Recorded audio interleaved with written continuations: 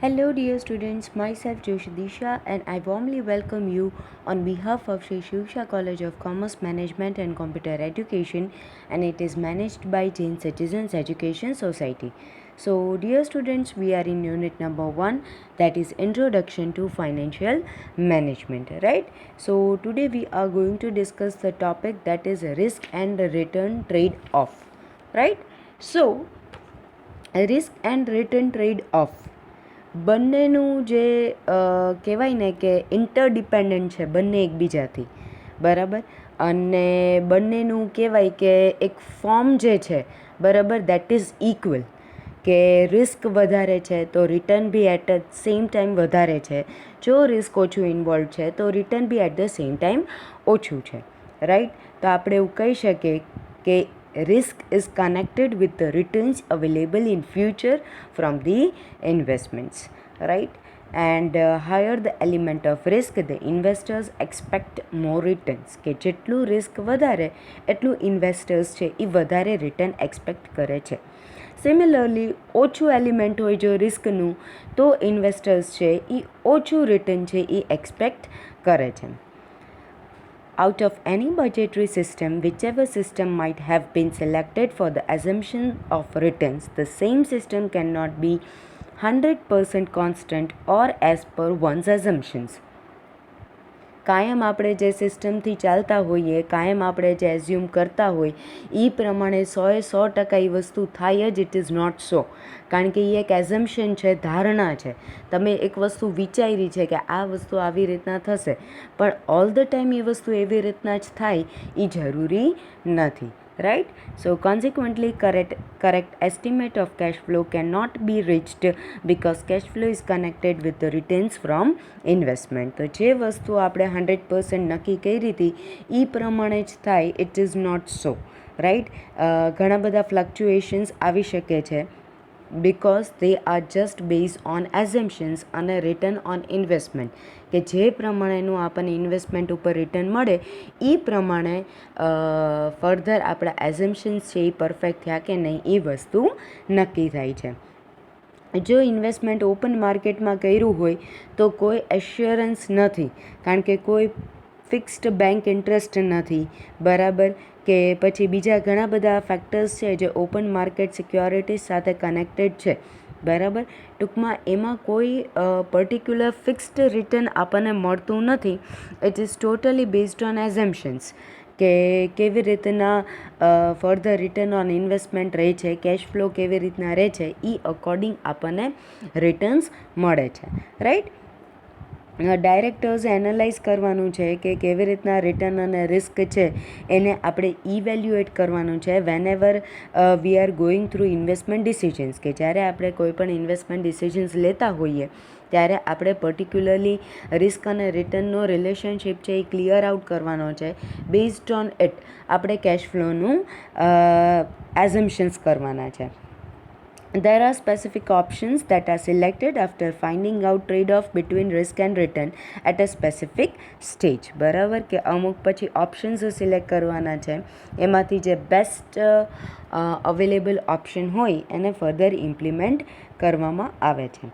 In the long run security and more returns, in the short run more risk and more return, બરાબર. લાંબા ગાળે security જોવામાં આવે છે, વધારે રિટર્ન્સ જોવામાં આવે છે. શોર્ટ રનમાં વધારે રિસ્ક અને વધારે રિટર્નનું જનરલી જોવામાં આવે છે. કે પછી તમારે શોર્ટ રનમાં ઓછું રિસ્ક અને ઓછું રિટર્ન છે એ ઓપ્શન ચૂઝ કરવો છે. Whichever is applicable to you, whichever is affordable to you, એ વસ્તુ તમારે સિલેક્ટ કરવાની છે.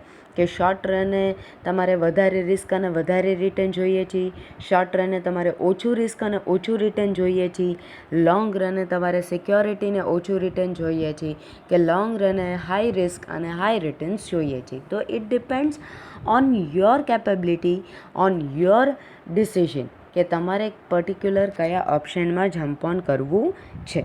right? So thus at different stages local decisions should be taken after analyzing time, cash flow and element of risk. તો જ્યારે પણ તમારી પાસે ઘણા બધા પ્રોજેક્ટ્સ અવેલેબલ હોય તો તમારે એમાંથી બેસ્ટ ઓપ્શન સિલેક્ટ કરવાનો હોય ત્યારે આપણે ટાઈમને એનાલાઇઝ કરવાનું છે, કેશ ફ્લોને કરવાનું છે અને રિસ્કને એનાલાઇઝ કરવાનું છે. આ ત્રણ વસ્તુ જે આપણે પરફેક્ટલી એનાલાઇઝ કરીએ તો આપણને બેસ્ટ ઓપ્શન છે એ આપણે સિલેક્ટ કરી શકીએ, right? So that is the risk and return trade off, right? કે બંનેના રિલેશનશિપ છે it is quite similar. High return જોતું હોય તો હાઈ રિસ્ક લેવું પડે અને ઓછું રિટર્નમાં જો ચાલેવું હોય તો ઓછા રિસ્કે ચાલે, right? So that is the risk and return trade off. Now concepts of time value, બરાબર? ટાઈમ વેલ્યુનો કન્સેપ્ટ ફાઇનાન્સમાં ટાઈમ વેલ્યુનું બહુ વધારે ઇમ્પોર્ટન્સ છે, રાઈટ? કોઈ પણ વસ્તુમાં આપણે ઇન્વેસ્ટમેન્ટ કર્યું છે, રાઈટ? તો જો એનું પ્રોપર ટાઈમે આપણને રિટર્ન ન મળે તો દેટ ઇઝ યુઝલેસ. અને ટાઈમ વેલ્યુ એટલે એકચ્યુઅલ મિનિંગ એનો છે કે જે રૂપિયા આપણને આજે મળે છે એની કિંમત વધારે છે, એ જ રૂપિયા જો આપણને 6 મહિના પછી મળશે તો એની આજ જેટલી વેલ્યુ આપણને નહીં થાય, right? So that is actually the time value. Financial મેનેજમેન્ટમાં મેક્સિમાઇઝેશન ઓફ વેલ્થ, બરાબર, એ બહુ મેઇન ઓબ્જેક્ટિવ છે, બરાબર? પ્રોફિટ મેક્સિમાઇઝેશન અને વેલ્થ મેક્સિમાઇઝેશન આપણે સમજેલા છીએ, રાઈટ? તો પ્રોફિટ મેક્સિમાઇઝેશન છે તો એમાં જનરલી ટાઈમ વેલ્યુ કન્સેપ્ટ છે એને ઇગ્નોર કર્યો છે, શેર હોલ્ડર્સને ઇગ્નોર કર્યા છે, પણ મેક્સિમાઇઝેશન ઓફ વેલ્થમાં ટાઈમ વેલ્યુને બી કન્સિડર કર્યું છે અને શેર હોલ્ડર્સની વેલ્થને બી મેક્સિમાઇઝ કરવાનો ડિસિઝન લીધો છે, right? So any other to maximize social and economic responsibilities, right? Social economic responsibilities fulfil કરવા માટેનું એમાં ઇમ્પોર્ટન્સ આપેલું છે. તો ફાઇનાન્સ મેનેજર છે એને વેલ્થ મેક્સિમાઇઝેશનનો ઓબ્જેક્ટિવ ઓલવેઝ એના માઇન્ડમાં રાખવાનો છે. And while taking decisions regarding loan, investment and dividend, બરાબર, આ બધા ડિસિઝન લેતી વખતે એને શેર હોલ્ડર્સને કાયમ ધ્યાનમાં લેવાના છે. These decisions themselves create the characteristics on risk and return of the unit, and the value of the company in eyes of public is also decided and based on it. કે તમારે જ્યારે તમે કોઈ પણ લોન, ઇન્વેસ્ટમેન્ટ કે dividend regarding decisions લેતા હોય, right? અને આ જ્યારે આપણે ડિસિઝન્સ લઈએ છીએ ત્યારે ઓટોમેટિકલી આપણે રિસ્ક અને રિટર્નનું જે રિલેશનશિપ છે એ ઓલવેઝ આમાં આપણે સમજીએ છીએ. તો દેટ ઇઝ કે according to it we are taking decisions, બરાબર? અને shareholders also take the decision on investing based on goodwill, prestige and investing capacity of the company. કે શેર હોલ્ડર્સ બી ક્યારે શેર્સ પરચેસ કરે છે કંપનીના? જ્યારે એ કંપનીની સારી ઇમેજ હોય, ગુડવિલ હોય, પ્રેસ્ટીજ હોય, રાઈટ? અને એની ઇન્વેસ્ટિંગ કેપેસિટી સારી હોય ત્યારે જ શેર હોલ્ડર્સ છે એ બી કંપનીમાં ઇન્વેસ્ટ કરે છે. એના કારણે ફાઇનાન્સ મેનેજરે કન્સેપ્ટ ઓફ ટાઈમ વેલ્યુ બહુ ધ્યાનમાં લેવાનું છે જ્યારે પણ એ કોઈ પણ ફાઇનાન્શિયલ ડિસિઝન્સ લેતા હોય ત્યારે. Financial decisions should be taken keeping in view the following 3 points. 3 points ધ્યાનમાં લેવાના છે જ્યારે તમે કોઈ પણ ફાઇનાન્શિયલ ડિસિઝન્સ લેતા હોય. પહેલું છે when the interest on finance is to be paid, બરાબર? જ્યારે કયા ઇન્ટરેસ્ટે ફાઇનાન્સ છે એ પે કરવાનું છે, બરાબર? કેટલું ઇન્વેસ્ટમેન્ટમાંથી આપણને રિટર્ન્સ મળશે, બરાબર? અને જે આપણને રિટર્ન મળે છે એ આપણને કોન્સ્ટન્ટલી અવેલેબલ છે કે પછી એ આપણને કોન્સ્ટન્ટલી અવેલેબલ નથી, રાઈટ? અને બીજા કન્સેપ્ટ્સ બી ધ્યાનમાં લેવાના છે જેમ કે concept of interest on interest, annuity value, current value, બરાબર? અને આ 3 કન્સેપ્ટ છે એ ટાઈમ બેઝડ છે અને એનું ટાઈમ વેલ્યુ ઓફ મનીમાં બહુ વધારે ઇમ્પોર્ટન્સ છે. અને કોઈ પણ તમે ફાઇનાન્શિયલ ડિસિઝન્સ લ્યો છો ત્યારે આ 3 પોઈન્ટને, that is interest on interest, annuity value અને કરંટ વેલ્યુને ધ્યાનમાં લઈને જ ફાઇનાન્શિયલ ડિસિઝન્સ લેવામાં આવે છે, right. So time value of money એટલે શું? તો the value of present money is higher than the money available in future. કે અત્યારે જે આપણને રૂપિયા મળશે, બરાબર, is higher than money available in future. બરાબર. ફોર એક્ઝામ્પલ કે એક વ્યક્તિ તમને અત્યારે 1 લાખ આપે છે અને એને એમ કીધું, બીજું ઓપ્શન એ છે કે એણે એમ કીધું ભાઈ હું 1 લાખ 6 મહિના પછી આપીશ, તો શેની વેલ્યુ વધારે છે? ઓબ્વિયસલી જે રૂપિયા આપણને અત્યારે મળે છે એનું ઇમ્પોર્ટન્સ છે એ અત્યારે વધારે છે, right. So the money available today is more proper than the same amount of money to be available in future, right? So that is time value of money. Now it is revealed that is important matter as to after investment how much return within how much time will be available. બહુ એક important વસ્તુ છે કે તમે આજે investment કરો છો તો તમને કેટલા ટાઈમે કેટલું રિટર્ન મળશે, આ વસ્તુ છે એ બહુ વધારે ઇમ્પોર્ટન્ટ છે. અને એના કારણે બીજા 2 કન્સેપ્ટ છે એ ડેવલપ થયા, that is compound value concept and present value concept. તો કમ્પાઉન્ડ વેલ્યુ કન્સેપ્ટ, તો the concept of time priority encourages a person to obtain money. બરાબર, કે એક ટાઈમ પ્રાયોરિટી છે જે એન્કરેજ કરે છે કોઈ પણ વ્યક્તિને ઇન્વેસ્ટ કરવા માટે પ્રેઝન્ટલી ઇન્સ્ટેડ ઇન ફ્યુચર.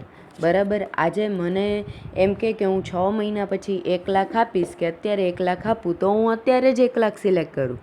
પણ જો મને એમ કે અત્યારે હું તમને 1 લાખ આપીશ અને 6 મહિના પછી હું તમને 1,10,000 આપીશ, બરાબર, 10% ઇન્ટરેસ્ટ એડ કરીને, તો હું કઈ વસ્તુ સિલેક્ટ કરીશ? તો હું ઓબ્વિયસલી 1,10,000 સિલેક્ટ કરીશ. કારણ કે મને વેઇટ કરવા માટે ઇન્ટરેસ્ટ પે કરવામાં આવે છે, તો મને વેઇટ કરવામાં પ્રોબ્લેમ નથી, right.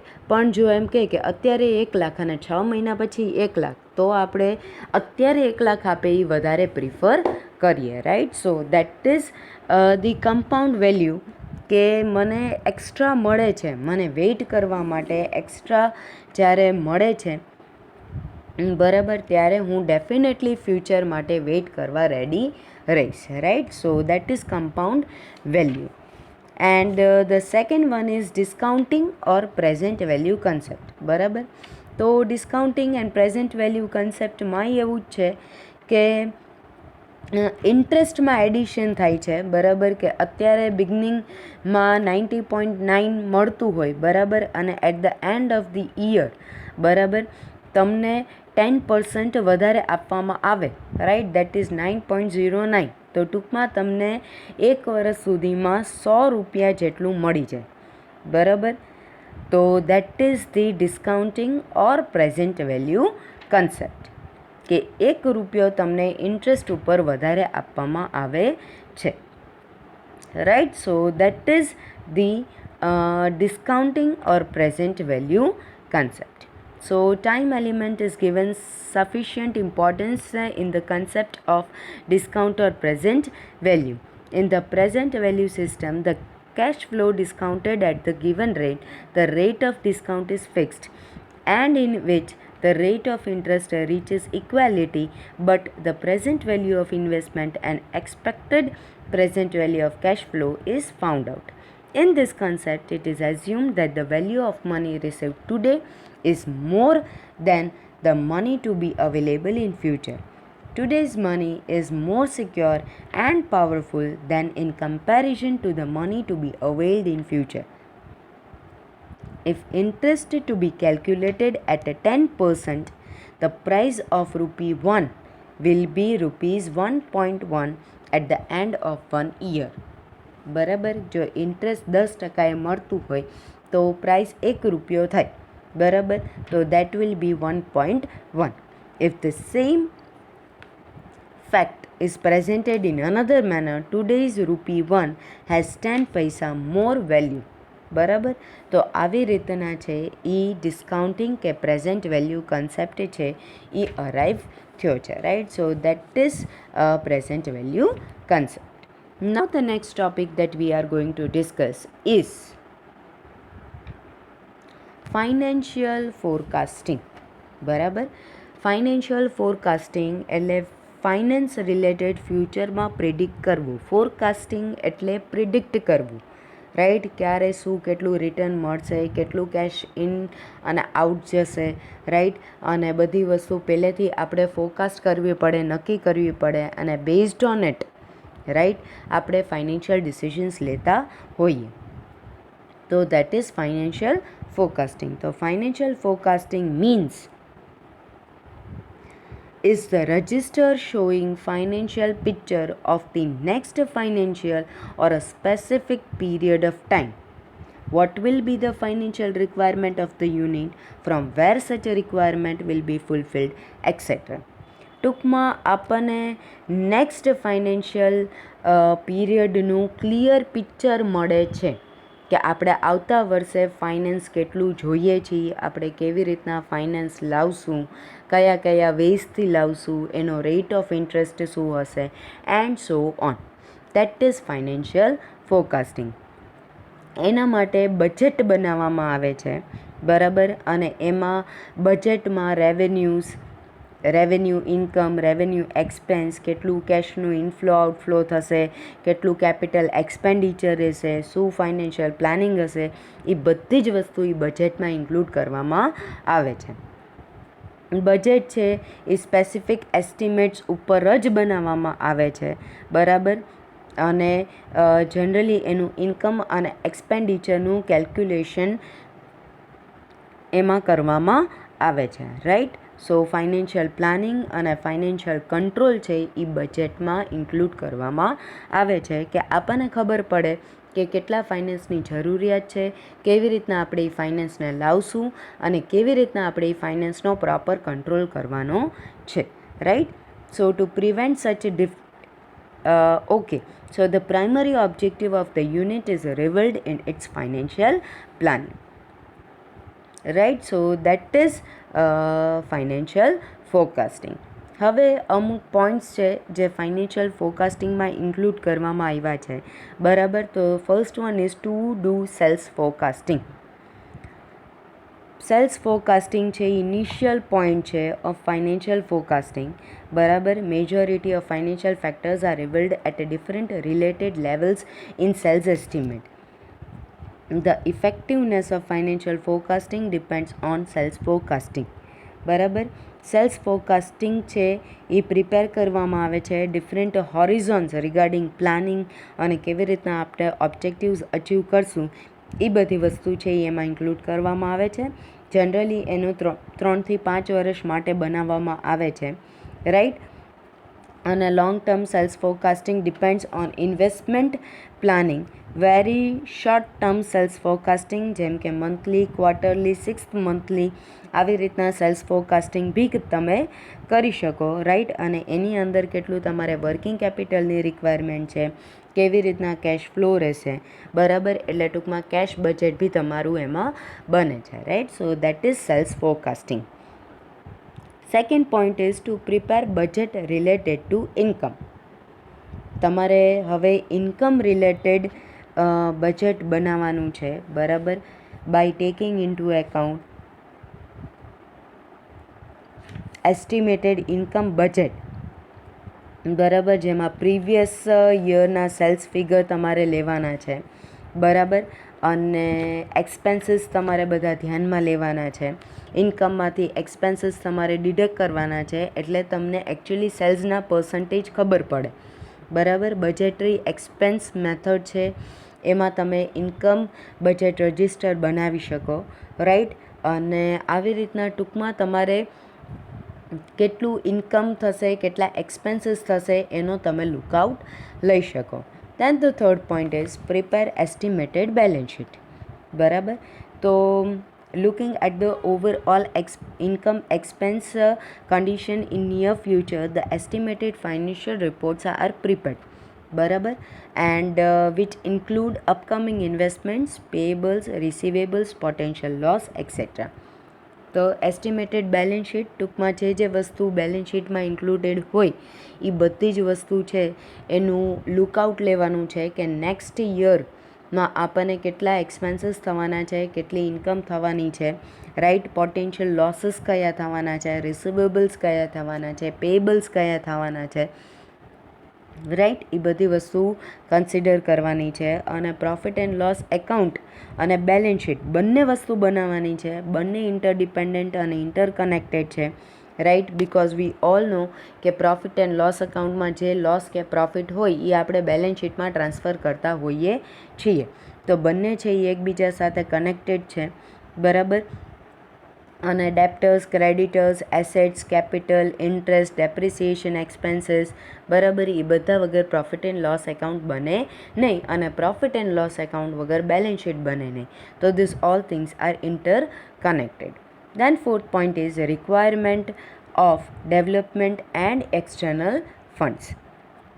Giant corporate type of units prepare development oriented managerial plans for extending its network, for maintaining social oriented and personal oriented responsibilities. So such plans depend on provisions made for external funds. કે તમારે further on કેવી રીતના development કરવાનું છે, managerial plans છે એ કેવી રીતના implement કરવાના છે, આ બધી વસ્તુ ઉપર ડિપેન્ડન્ટ છે કે તમારા એક્સટર્નલ ફંડ્સની તમને કેટલી રિક્વાયરમેન્ટ રહેશે, તમારે કોસ્ટ છે, બરાબર, એની કેટલી રિક્વાયરમેન્ટ રહેશે. દેન કમ્પ્યુટરાઇઝ્ડ ફાઇનાન્શિયલ પ્લાનિંગ.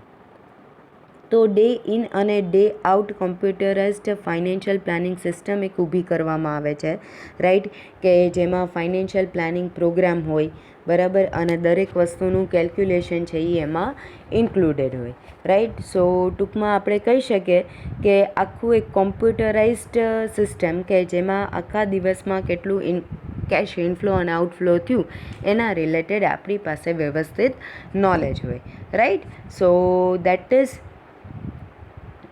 જેના કારણે તમે income flow register, balance sheet, financial flow register, cash budget, આ બધી જ વસ્તુ છે એ તમે વ્યવસ્થિત રીતના રજિસ્ટર કરી શકો, right. So this is all about financial forecasting and it's all about unit number 1. So here we complete our unit number 1. So thank you dear students.